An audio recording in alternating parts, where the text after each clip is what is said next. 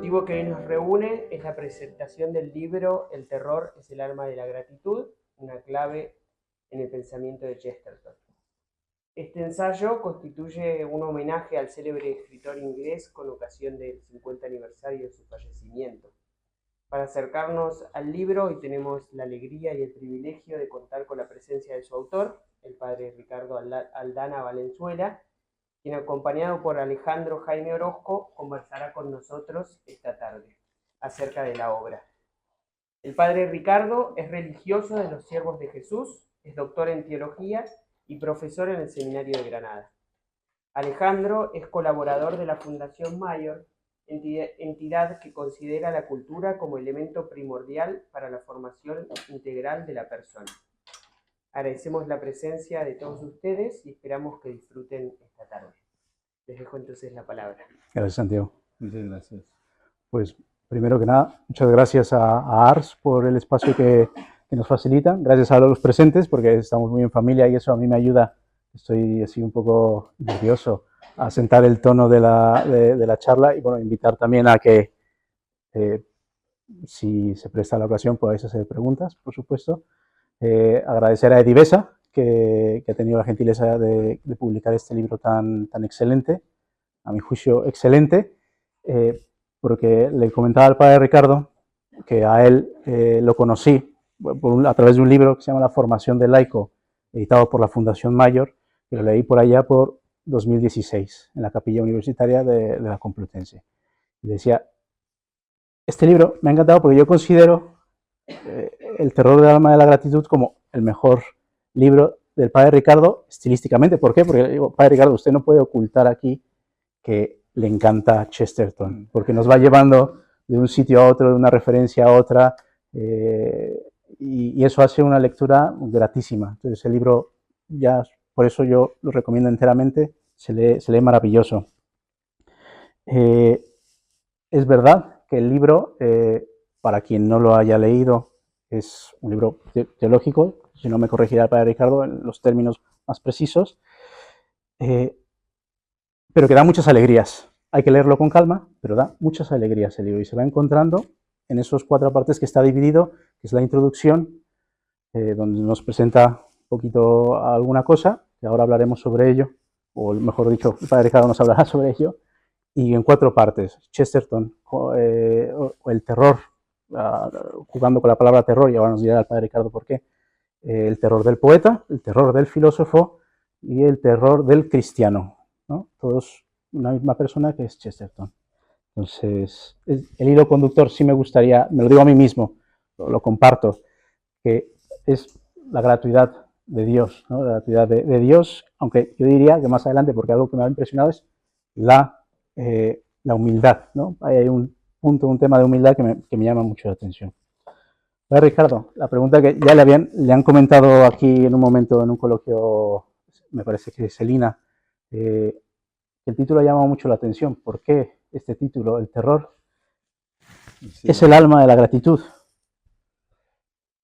sí, es una frase de Chesterton, de uno de sus escritos más bien ocasionales sobre cómo escribir novelas de detectives.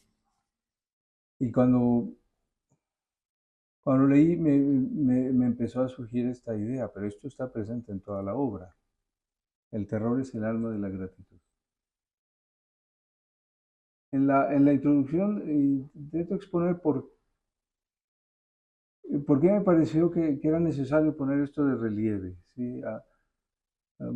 Hay una interpretación de Chesterton sin drama en el corazón, una especie de hombre superior intelectualmente, con una lógica que le hace capaz de una apologética, de una defensa del cristianismo que ignora los abismos del corazón humano. Y por eso me pareció necesario poner esto de relieve. Y como lo ha intuido bien Jorge Luis Borges, toda la alegría de Chesterton está habitada por un drama. Y ese drama está bien expresado en este título, El terror es el alma de la gratitud. Usted lo expresa, ¿no?, en la introducción, que dice, le voy a decir toda una frase, ¿no?, que esta alegría emerge de los infiernos. Sí, Lo dice, es algo muy contundente. sí, sí, sí. Surrexit mortuis, pongo, o sea, la confesión de fe, resucitó de entre los muertos, confesamos en Pascua, ¿verdad? Pero ¿de dónde viene el resucitado? Pues del terror, de la muerte y el descenso a los infiernos. De modo que la alegría que Chesterton procura, la gratitud a la que mueve, viene de ahí, de haber contemplado el amor que ha sido capaz de librarnos de un terror del que no podríamos habernos librado solos. Tengo aquí anotado una preguntilla. Antes de entrar como a este Chesterton que va usted explicando que no se puede separar, poeta, filósofo cristiano, y que va abordando desde esas facetas la gratitud, porque me ha parecido que usted intenta señalar que conviene separar a Chesterton apologeta, porque se entiende como una apología, una mala apologeta con Ajá, Newman. sí. ¿Por qué? ¿Puede explicar un poquito esto? Sí, sí, sí. En todo el libro, sobre todo al principio, está presente esa idea de Ian Kerr, el biógrafo de Newman más autorizado más recientemente biógrafo de Chesterton. Y él concluye eso, el heredero de Newman es Chesterton, cosa que es muy sorprendente porque desde luego el talante de los dos grandes escritores es muy distinto. Pero Kerr lo hace ver vamos, y yo intento mostrarlo también, ¿sí? Y Newman decía eso, que la mayor parte de los libros de apologética hacen más daño que bien. Y una buena apologética no es fácil, ¿sí? Que no se muestra la superioridad intelectual del cristianismo para convencer a nadie, eso solo produce rechazo o bandos, ¿sí? Se muestra otra cosa. Como en los mismos evangelios, lo que muestran es otra cosa. Y otra grandeza de Jesucristo, que no consiste exactamente en su superioridad, sino en su capacidad de bajarse, ¿no? Como decía San Agustín, nosotros adoramos la humildad de Dios.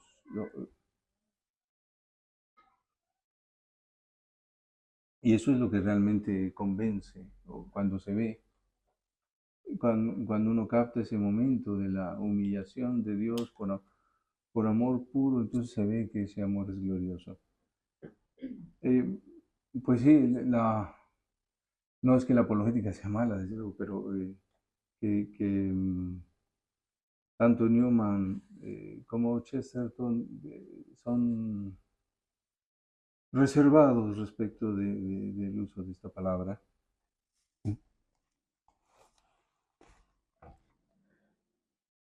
Cuando aborda el primer capítulo de El terror en el poeta, usted comienza hablando un poco, bueno, comienza hablando de Chesterton como este estudiante que tenía un poco de pudor de sacar buenas notas Así. porque podía sentar mal a sus compañeros. Más adelante habla de la juventud de Chesterton y este encuentro un poco,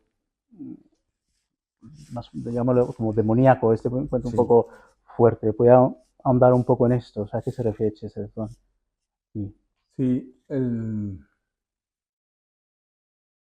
el joven Chesterton pues decidió no ir a la universidad como sus compañeros, como los profesores lo recomendaban, ¿no?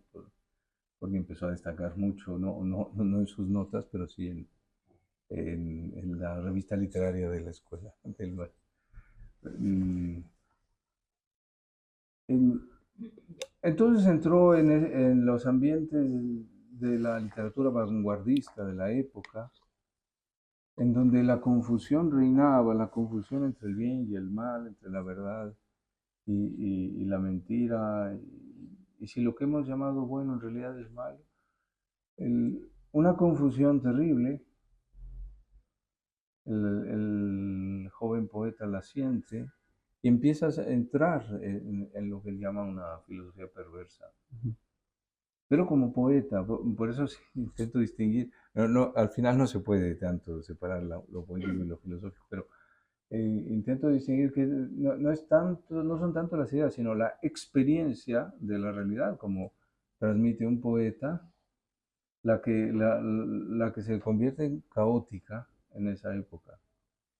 Y Pues usted dice que es muy en el comienzo, ¿no? Que lo importante para Chesterton no es ser un buen poeta, sino ser poeta, esa experiencia de cosas o sencillas, ¿no? eso es. Sí, la idea de empezar por el poeta es que para él el- el- todo hombre es un poeta, si tiene realmente experiencia de lo que vive, si no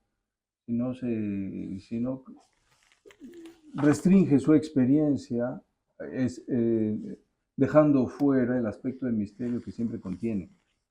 Entonces hay poesía, necesariamente. Por eso lo importante no es ser un buen poeta, sino ser poeta, o sea, ser hombre eh, completo, ¿sí? Cuerpo, alma, apertura a misterios más grandes. ¿Sí? Y ahí pues una lógica que excluye a priori el misterio, cercena la experiencia, no solo la experiencia cristiana, la experiencia humana. Por eso me parecía necesario empezar por aquí. Mm, Estamos más en el terreno del arte que de la filosofía, la necesidad de acoger la riqueza de la experiencia humana y expresarla poéticamente, pero claro, el poeta pasa por la tentación, ¿no? Usando el símil que aparece en Chesterton, pero yo lo tomo de Bernardo, el poeta debe contar sus sueños, no sus pesadillas, y, y pasa el poeta por las pesadillas. Por esa confusión que sintió el joven Chesterton a los 19 años más o menos. Mm, Y ahí se requiere una luz. Él la recibió, la acogió y una decisión, él la tomó. Sí. En el libro usted menciona que esta locura y habla del personaje de Adam Wayne, Napoleón de Notting Hill. Y por cierto, acompañar la lectura de este libro con estos libros de Chesterton que usted menciona, clarifica mucho a qué se va refiriendo, ¿no? A mí me quedó muy claro al final del libro de Napoleón de Notting Hill, parece, o a mí me da la impresión, de que un personaje que se llama Oberon Queen, que es un rey, como que se arrepiente un poco de haber provocado todo este caos bonito que sucedía en su reino. Y sin embargo, Adam Wayne como que lo frena, ¿no? Y se admira Oberon de lo que, poniendo lo que usted dice, ¿no? Que Adam ama enteramente lo más grande en esto concreto de Notting Hill, en este Sí, barrio de Notting Hill. sí, sí. Sí, Notting Hill es un barrio en Londres, pero este señor se siente el Napoleón, o sea, el emperador de su barrio. Sí, la grandeza del ordinario, esa es una de las constantes de la experiencia poética de Chester. Todo es extraordinario. Lo más ordinario es el don gratuito de que podría no existir. ¿Sí? Y por eso la vibración de alegría que acompaña la experiencia humana, más ordinaria, más cotidiana. Porque es una desgracia que los mitos hayan desaparecido. En nuestra época moderna, Sí, realmente no pueden desaparecer. Yo diría que una cultura se mide por la calidad de sus mitos. Sí, porque siempre hay alguno, ¿no? ¿Dónde se pone el mito? En el fútbol. Pues no es lo mismo no sé, la poesía grande, en el siglo de oro español, pues, dice Hans Urs von Balthasar, coincidieron grandes autores, grandes actores y un público muy, muy fino. Es un kairos del teatro. Sí, ahí se recuperan muchos, todos hablan con lenguaje mítico. Digamos que la imagen cristiana de la existencia abraza también la fuerza, lo expresivo del mito pagano. En fin, depende, siempre necesitaremos el mito, pero hay que escoger en qué mito se venera, de qué mito se vive, ¿no? Sí es verdad que hay una tendencia a considerar el mito como, hubo más bien una tendencia a considerar el mito como la infancia de la cultura humana, una infancia finalmente superada. Así piensa sobre todo la Ilustración, el racionalismo de la Ilustración. El siglo XX ha redescubierto la hondura de los mitos a nivel de antropología religiosa, de antropología humana. Y siempre emergió en Inglaterra, precisamente. Chesterton sería una generación anterior a la de Lewis y Tolkien, que celebran la fuerza del mito. Hay que leer el poema Mitopoiesis de Tolkien. O sea, la creación de mitos. ¿Por qué lo necesitamos? Se apodera de nosotros la oscuridad cuando la lógica racional excluye el mito y entonces de nuevo la experiencia humana se cercena y se reduce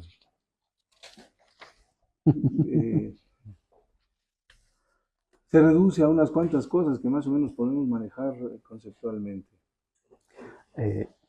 Retomando esto un poco de imagen, Chesterton dice que, recogiendo de la autobiografía de Chesterton, un libro que me ha marcado mucho ha sido La princesa y los trasgos de MacDonald, ¿no? Un libro que ha sido muy determinante. ¿Qué juega aquí George MacDonald y esa imagen un poco que contiene de Irene en La princesa y los trasgos? No, sí. Dorothy Sayers dice que MacDonald es el abuelo de todos ellos, de todos los que consideran que en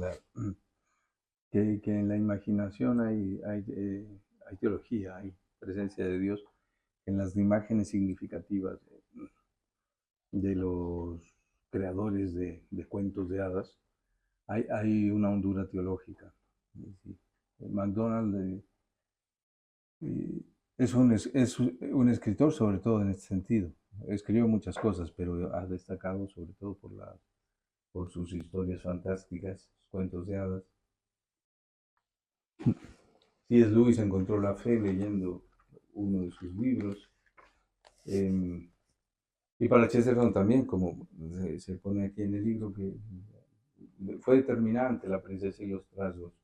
La imagen de la existencia humana cotidiana, la imagen de la casa de la princesa Irene, que está abierta a una sublimidad superior a la que no siempre se accede, no siempre encuentra una escalera para subir tan alto, y a una profundidad horrible, ¿sí? Donde a las cuevas de los trasgos. En la misma casa está todo, en la misma existencia humana están esas dimensiones del bien superior al hombre y del mal que degrada al hombre y lo convierte en un trasgo. Los trasgos son hombres involucionados hacia una animalidad salvaje. Dejando un poco atrás, si le parece, para dar una pátina general del libro y que os animéis a comprarlo, dejamos un poco atrás la faceta más literaria, más de crítica literaria de Chesterton, y vamos a lo filosófico, aunque, como dice el padre Ricardo, y estábamos todos de acuerdo, no se puede separar totalmente.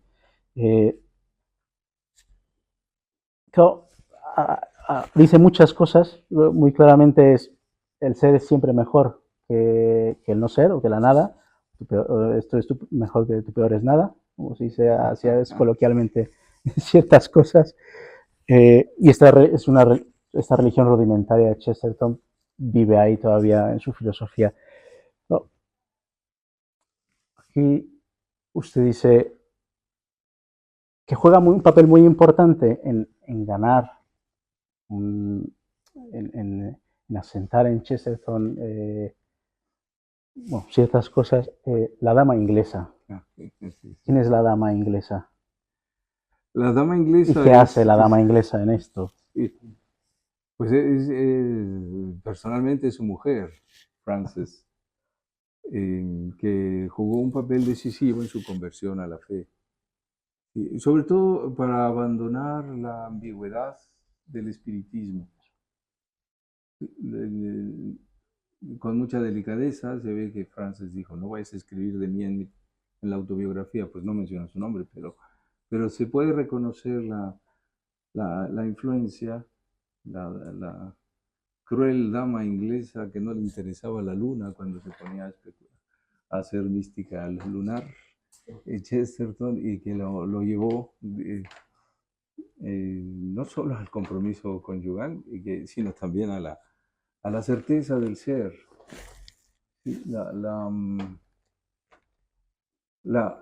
El abandono de un espíritu vago que no reconoce la consistencia de lo concreto por huir a lo difuso.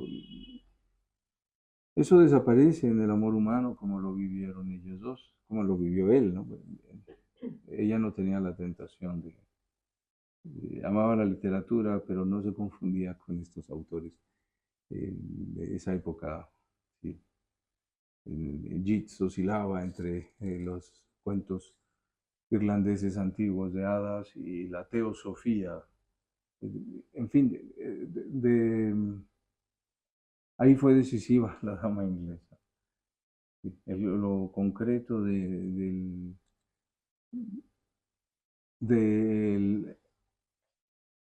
la consistencia, perdón, de la existencia se descubre en el amor.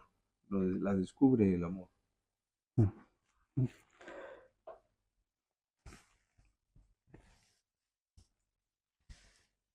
Pasando un poco de este amor que vemos aterriza a Chesterton, se menciona luego en un epígrafe filosofía del ser y humildad.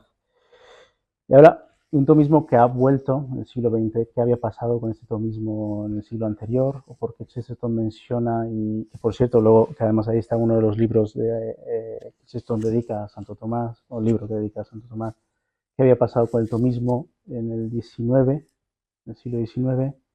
Porque dice, citando a Chesterton, que había sido muy importante, el tomismo había rescatado cierto orden, cierto... Sí.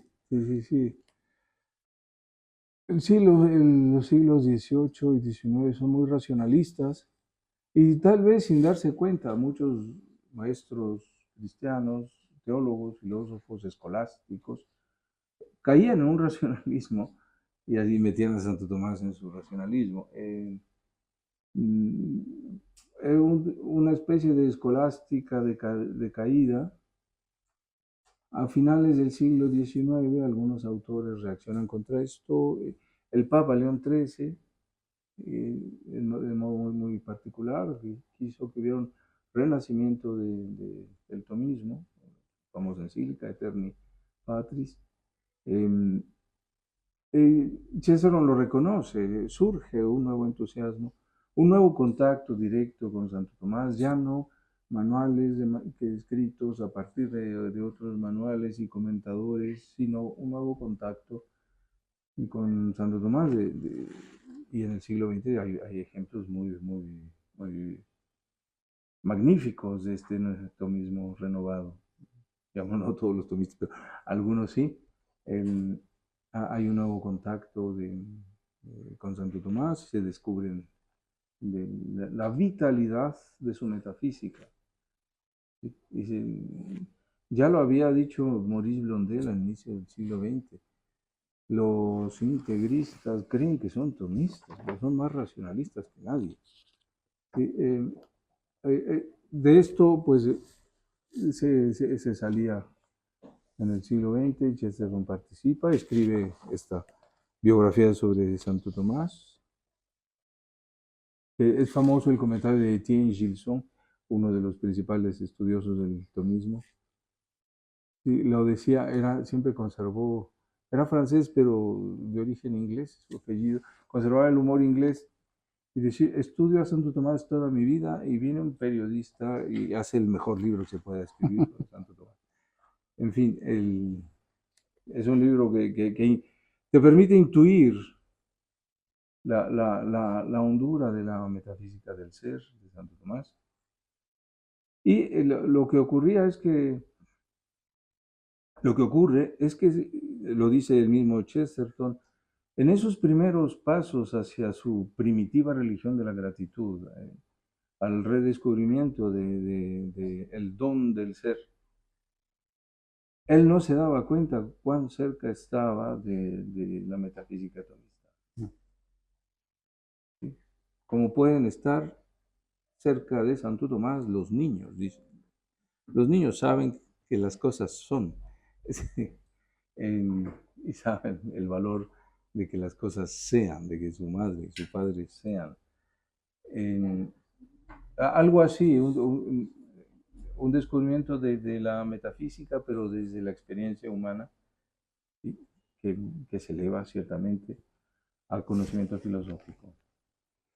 Y aquí usted da un paso, se menciona un paso en Chesterton que lo menciona varias veces, la palabra humildad como muy asociada a gratuidad. Celebrar el don, qué bueno que existimos. El niño que dice, qué bueno que existe mi madre, qué bueno que existe mi padre. Lo leo textualmente porque a mí mismo me costó un poco esta paradoja de la necesidad del no ser para recibir el propio ser, o sea, esta necesidad de somos poca cosa, bendito sea Dios que existe Dios y que nos sostiene en el ser, es para Chesterton la humildad. ¿Sí? Y en ella reside el paso del terror a la gratitud.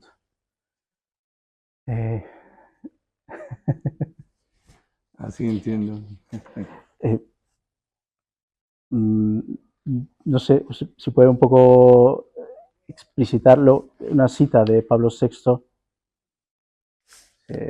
O sea, que la humildad allí está como algo que en Santo Tomás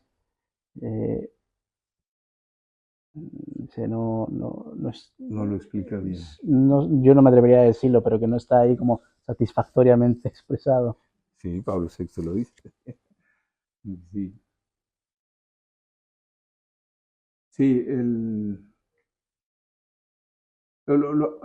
razonamiento de Chesterton es que cuando uno ha visto la gratuidad del ser, o sea, que podría no existir lo que existe, entonces ve la nada.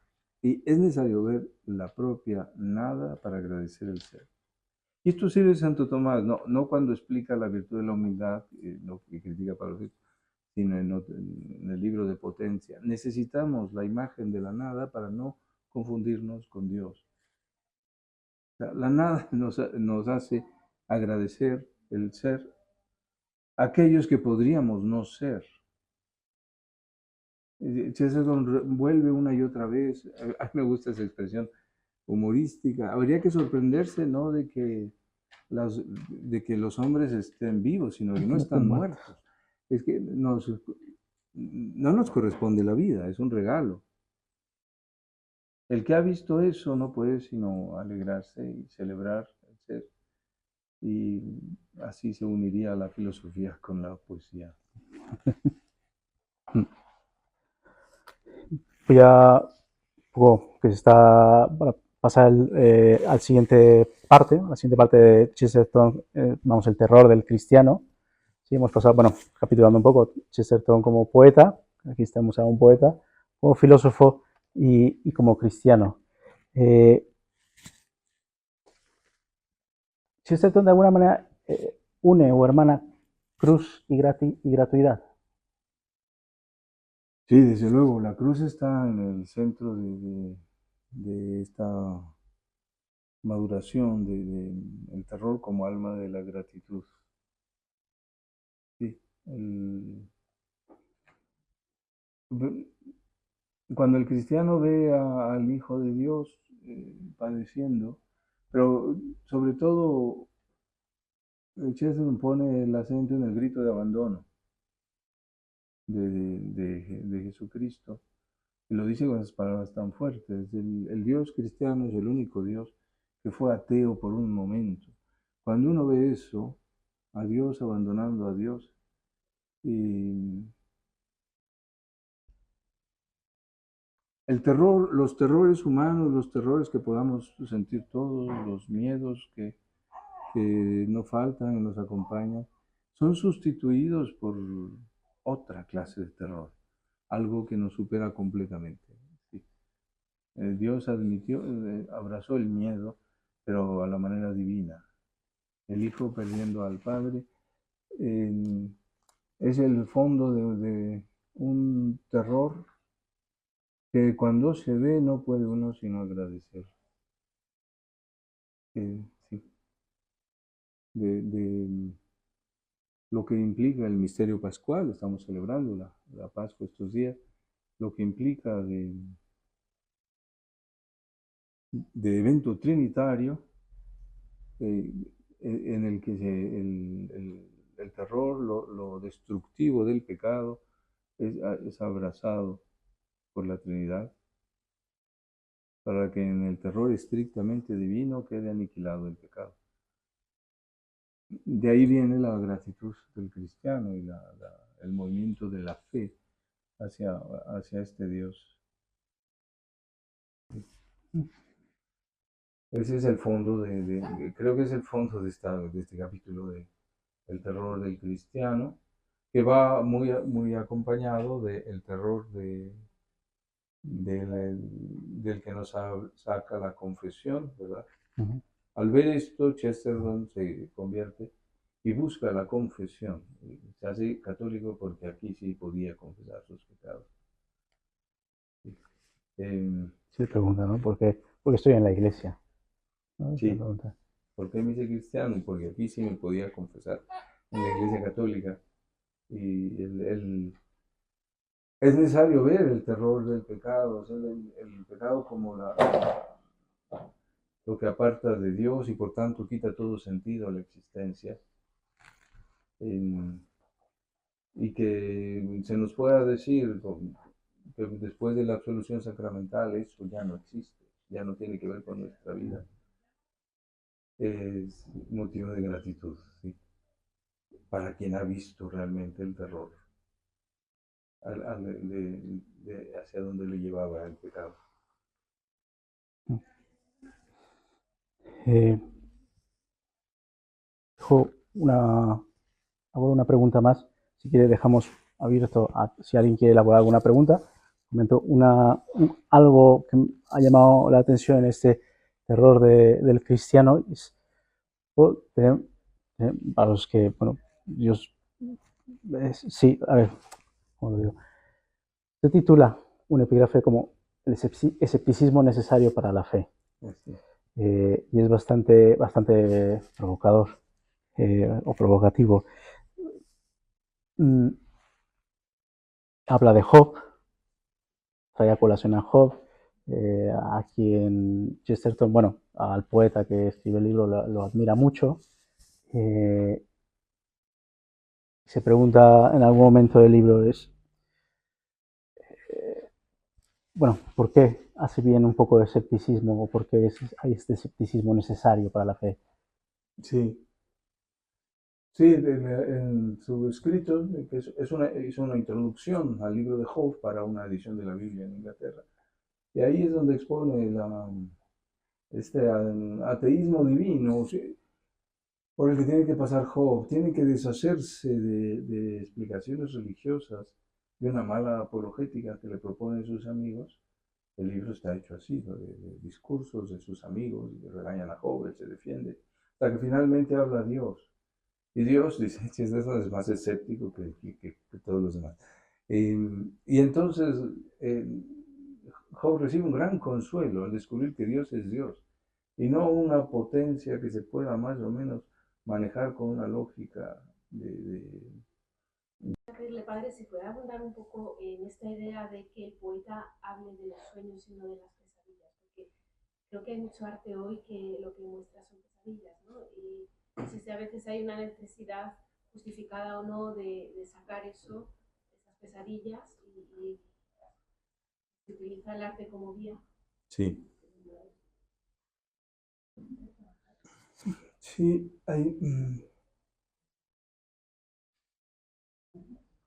el poeta siempre tiene una experiencia honda de las cosas, ¿no? Se ha dicho que todo arte es religioso, incluso lo dice Walter Benjamin, que es ateo, ¿no? Eh, todo arte es religioso, sí, sí, sí, sin la trascendencia de la vida humana y de las cosas de este mundo, no hay arte, no hay belleza propiamente. Si el poeta se empeña en cercenar esa parte de su experiencia, la apertura a la trascendencia, entonces empieza a tener pesadillas. O puede sentir las tentaciones, por ejemplo, de la desesperanza. Y es donde el artista tiene una tarea de mantener abierto el sentido de la trascendencia humana.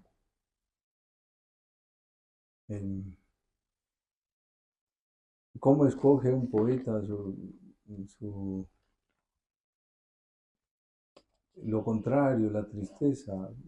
Pues, quizá es precisamente escribiendo contra la esperanza o reduciendo la esperanza a expectativas humanas, a realizaciones puntuales de una felicidad que inmediatamente termina. Y eso produce cierta satisfacción, quizás sí, bueno, están explicando por qué mi vida es como es, nunca será feliz, nunca saldremos de la caverna, ¿no? Como dice Fernando Sabater, eh, la caverna esa de Platón, ¿no? Que nunca veremos la verdad.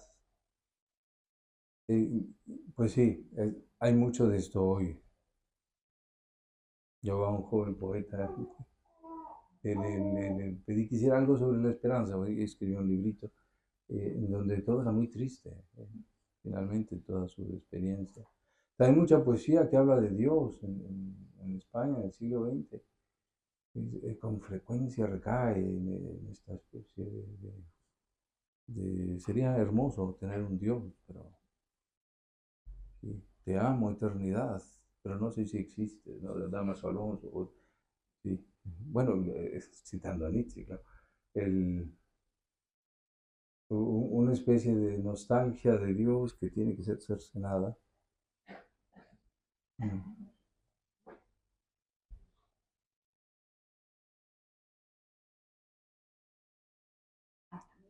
A ver si al principio con el paso a la alegría, ¿no? Pasando por los infiernos. Me ha recordado, a ver si, una biografía que justamente me recomendó sobre Beethoven, me ha recordado a Beethoven. O cuando escribe el himno de la alegría, que viene desde allí, desde esos infiernos y desde no lo recordaba. Mm. No sé si. Beethoven, sí, sí, puede ser, sí. Beethoven rezaba, dice Hans von Balthasar. Me acuerdo que me chocó mucho cómo describió esa llegada al himno de la alegría. Ajá, Un sufrimiento tremendo. sí, O sea, al explicarlo me lo ha recordado. sí, es un buen ejemplo Beethoven. Se puede poner como ejemplo, bueno, lo Dickens, hace.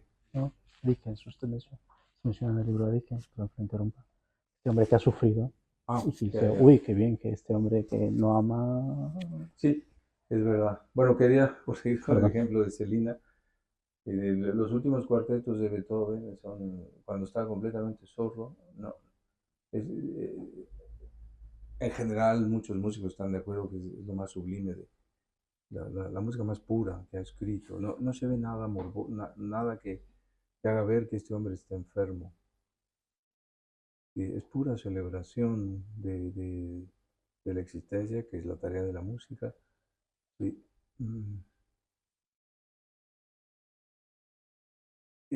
Bueno, sí, el ejemplo de Dickens a mí me pareció muy especial.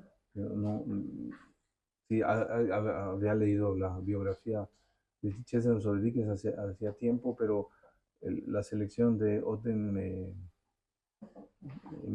sí puso eh, este acento en la experiencia de niño, ¿sí? O experiencia terrible, o niño que crece en la época de la pobreza, de la revolución industrial, que creció con hambre, abandonado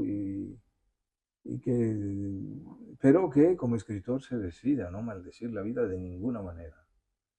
¿Sí?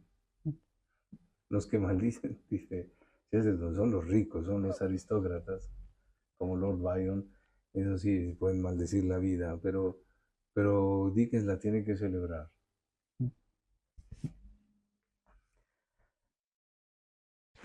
Ana.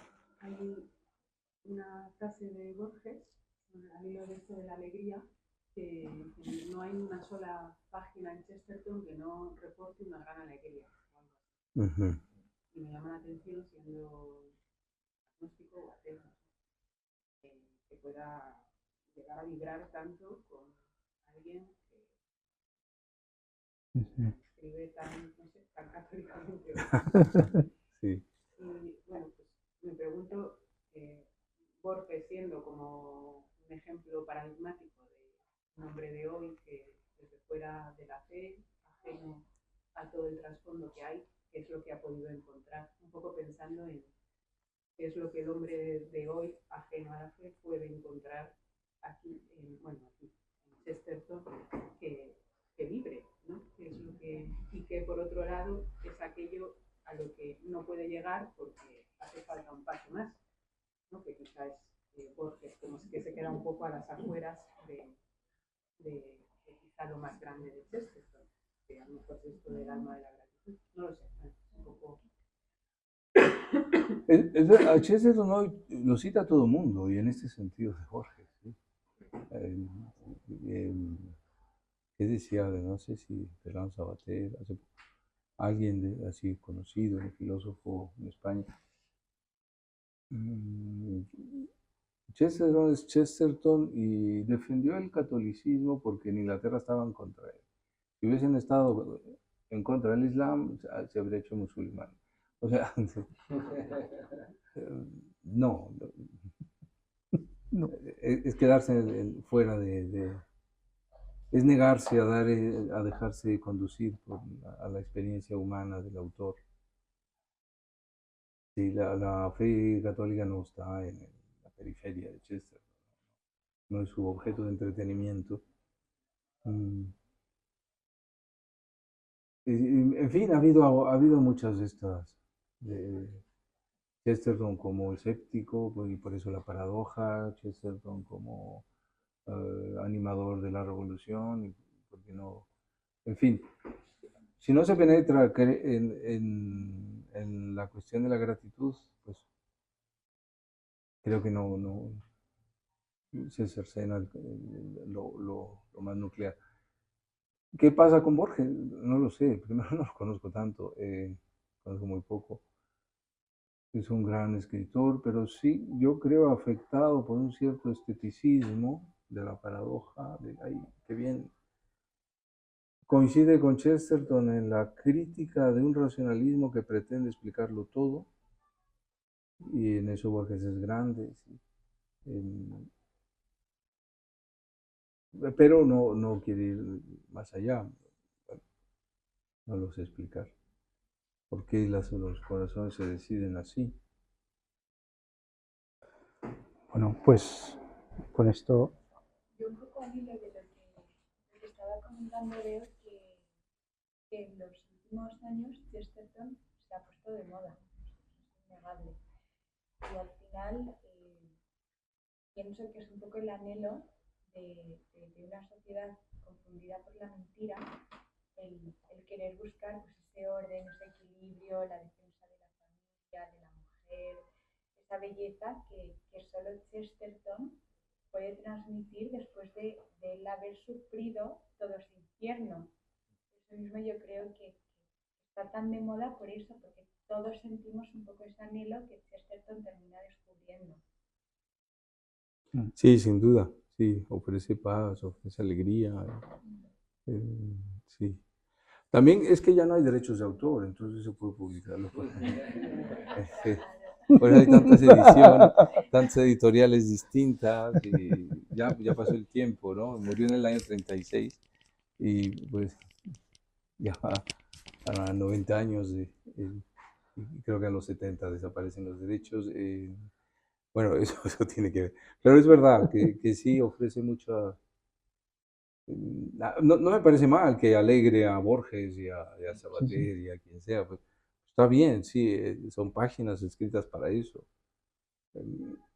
A mí me gustaría pensar en Chesterton como un laico que está metido en el mundo y habla ahí como cristiano, no esconde nunca su fe, pero se entiende con la gente, ¿no?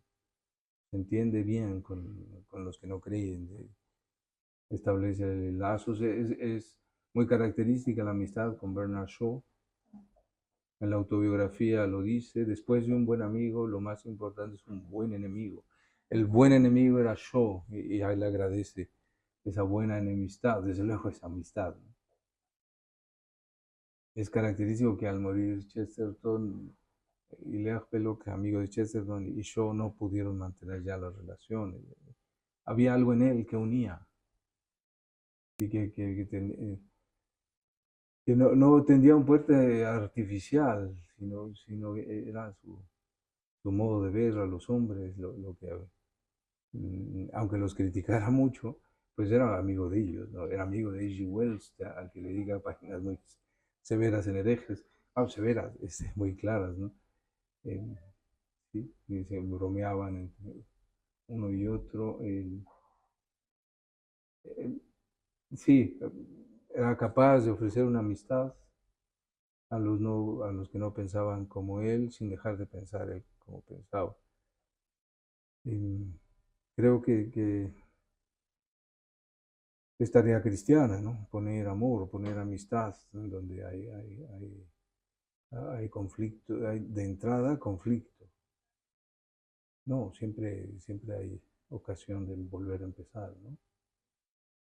Como dice él mismo, la democracia empieza con dos hombres bajo un paraguas, porque para los dos llueve. Sí. Bueno, pues con este hermoso cierre, nos damos por concluido. Muchas gracias. Gracias. Muchas gracias. Chao.